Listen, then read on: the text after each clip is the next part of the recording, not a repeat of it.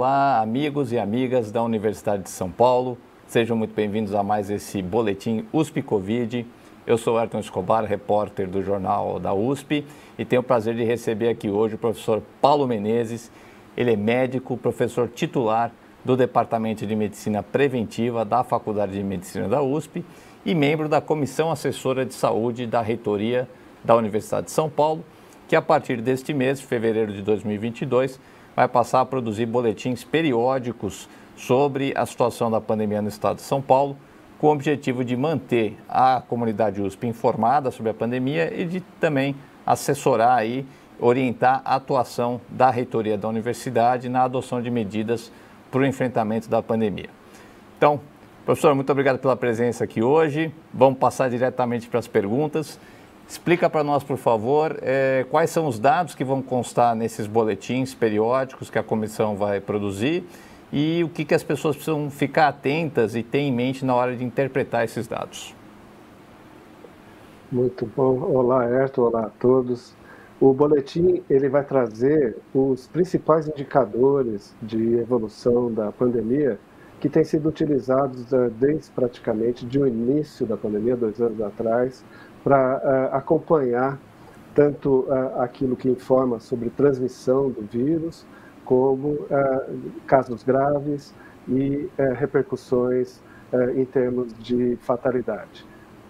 Então, são 3 indicadores que vão estar nesse boletim, que utilizam as semanas epidemiológicas de cada ano e, para cada semana, aquilo que a gente chama da média de casos, média de novas internações e média de óbitos por semana epidemiológica.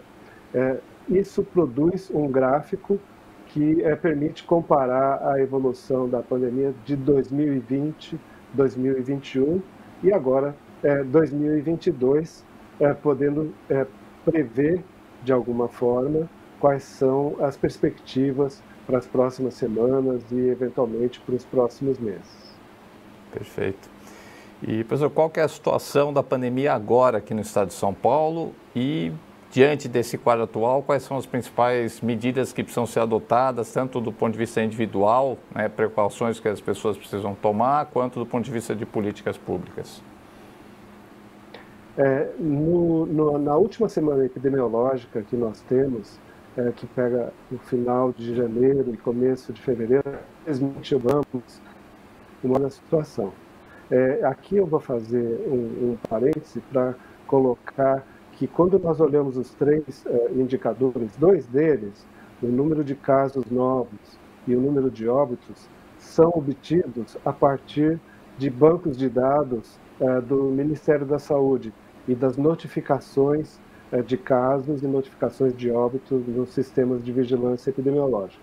O outro indicador, que é o indicador de novas internações, ele vem de um outro sistema que foi criado aqui no estado de São Paulo para monitorar a pandemia, e ele tem menos atraso na entrada de dados que os outros 2 têm.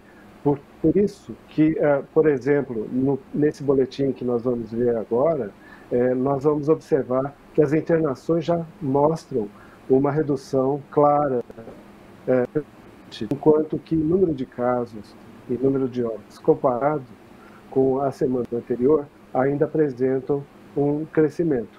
Mas a gente sabe que isso é porque esse atraso no que estão mostrando os indicadores de casos e óbitos em relação às internações. Logicamente, para haver internações é preciso haver casos, e desses casos, alguns vão ser mais graves e vão requerer internação. Então, hoje, nós podemos ver que, felizmente, passamos o pico da onda Ômicron, que foi no meio de janeiro, praticamente, e agora caminhamos para uma situação de maior tranquilidade em relação a isso. Perfeito. Então, vamos dizer, o dado das internações é um dado produzido localmente, digamos aqui no estado, ele é mais tempo real, ele é mais próximo, e os dados de internações e mortes de casos, e óbitos vem do Ministério da Saúde e tem um pouquinho mais de atraso na atualização dos números, né? Exatamente. Esses dois que dependem das bases do Ministério, eles requerem que as equipes de vigilância epidemiológica dos municípios entrem as notificações. Isso nem sempre acontece imediatamente após a notificação ser feita. Enquanto que o de internações é feito diariamente por todos os hospitais do estado de São Paulo que recebem casos de Covid. Então, há praticamente um acompanhamento em tempo real quando se refere a internações. E aí o senhor falou, com base nesse dado de internações, que passou o pico da Ômicron, estamos caminhando para um cenário um pouco mais positivo, mas não significa que as pessoas podem relaxar, né? Ficar totalmente à vontade. Quais são as orientações que o senhor dá para a população diante desse quadro de melhora, mas a pandemia não acabou, né? Não, a pandemia não acabou. Esse vírus tem mostrado uma capacidade de se adaptar e de driblar as proteções que nós vamos criando de uma forma bastante impressionante. Então, não acabou a pandemia. E eu diria que há três coisas que são fundamentais nesse momento. Primeiro é continuar aumentando a proteção vacinal da população. Hoje nós já temos uma ótima cobertura, eu diria, de 2 doses, doses completas, que a gente chama, na população do estado de São Paulo, mas ainda precisamos avançar muito na chamada dose de reforço. Então, eu diria que aquelas pessoas que já estão elegíveis para a dose de reforço, que ainda não façam o mais rapidamente possível. Isso aumenta a proteção de toda a população em relação à infecção pelo vírus. Em segundo lugar, o uso constante de máscaras em todas as situações que houver pessoas reunidas com contato mais próximo.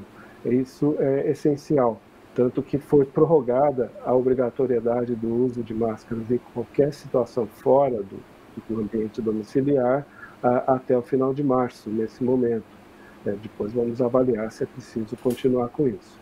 Em terceiro lugar, manter a higienização constante das mãos, e seja com álcool gel, seja lavando as mãos com água e sabão, e evitar aglomerações também algo bastante importante nesse momento.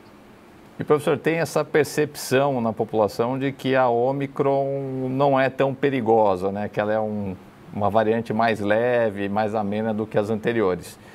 Os dados que a gente está vendo corroboram isso? Isso é uma percepção real? Ou a gente pensa que ela não é tão perigosa, mas é só porque estamos vacinados, né? Qual que é a realidade aí com relação a essa variante? Exatamente. Eu acho bastante difícil de avaliar como seria a gravidade ou a agressividade da Ômicron em relação às variantes anteriores, se nós não estivéssemos com a cobertura vacinal e a proteção que a gente tem nesse momento.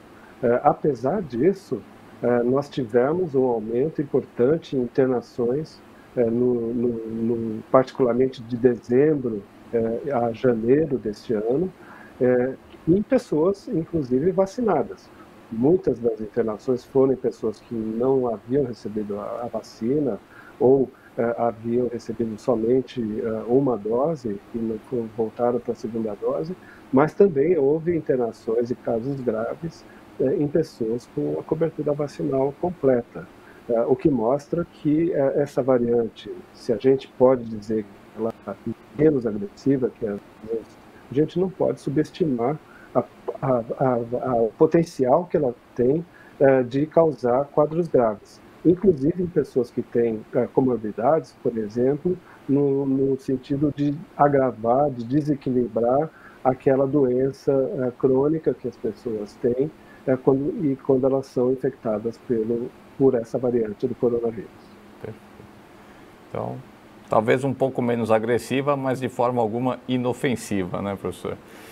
E para finalizar, falar um pouquinho da vacinação do público infantil, né, que começou faz pouco tempo, ainda tem muita gente receosa aí de vacinar os filhos. Qual que é a importância da vacinação das crianças, tanto para as próprias crianças como para a saúde coletiva da população como um todo? É fundamental a vacinação das crianças de 5 a 11 anos. Nós tivemos também nesses meses um crescimento marcado de internações de Covid-19. Chegamos a um pico que a gente não observava desde o primeiro semestre do ano passado. Quadros graves, temos visto crianças, é raro, mas existe a possibilidade de ter aquele quadro de síndrome inflamatória sistêmica, que é grave e pode deixar sequelas, além de que as crianças também contribuem para a transmissão na população. Então, eu diria que é essencial que se vacine as crianças. As vacinas são muito seguras.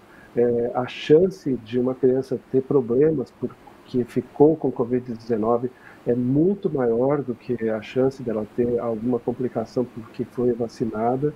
Então, é essencial que todas as crianças sejam vacinadas. Perfeito.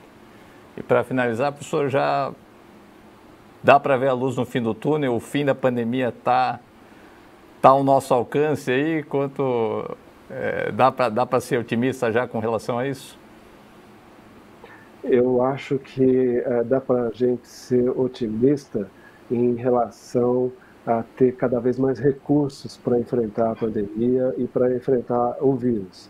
Mas eu não me atreveria a dizer que nós estamos próximos do fim da pandemia, porque, como eu mencionei, o vírus tem mostrado uma capacidade impressionante de superar as barreiras que a gente vai desenvolvendo e criar novas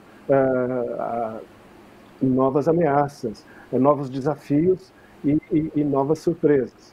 Então, acho que nós vamos ainda conviver com a circulação do vírus por um bom tempo e vamos ter que continuar todos participando daquilo que estiver disponível a cada momento para que a gente possa, que a pandemia não traga maiores consequências para a sociedade, que a gente possa continuar trabalhando.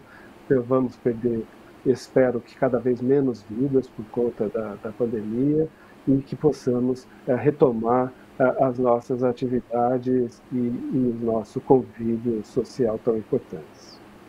Professor, muito obrigado pela sua contribuição, parabéns pelo trabalho, nós vamos acompanhar os boletins. Um bom dia e até a próxima, então. Muito obrigado, até uma próxima.